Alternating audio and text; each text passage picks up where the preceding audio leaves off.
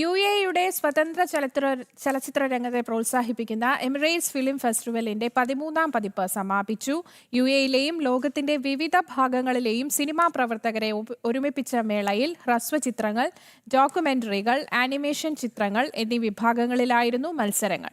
മേളയിൽ പുരസ്കാര ജേതാവും സംവിധായികയും നിർമ്മാതാവുമായ സനോഫർ ഫാത്തിമയെ Emirates film ഫെസ്റ്റിവലിന്റെ ഡയറക്ടറായി നിയമിച്ചു. 2013 ആരംഭിച്ച എമിറേറ്റ്സ് ഫിലിം ഫെസ്റ്റിവൽ UAE-യിലെ ആദ്യത്തെ സ്വതന്ത്ര ചലച്ചിത്ര മേളയാണ്.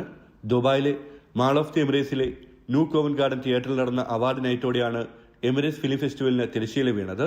മേളയിൽ വിവിധ മത്സര വിഭാഗങ്ങളിലായി ഹ്രസ്വചിത്രങ്ങൾ, ഡോക്യുമെന്ററികൾ, ആനിമേഷൻ ചിത്രങ്ങൾ, പരീക്ഷണാത്മക സിനിമകൾ എന്നിവ പ്രദർശിപ്പിച്ചു. മികച്ച ഹ്രസ്വചിത്രം, മികച്ച സംവിധായകൻ, മികച്ച തിരക്കഥ, മികച്ച നടൻ, മികച്ച നടി തുടങ്ങിയ വിവിധ വിഭാഗങ്ങളിലായി പുരസ്കാരങ്ങൾ വിതരണം ചെയ്തു.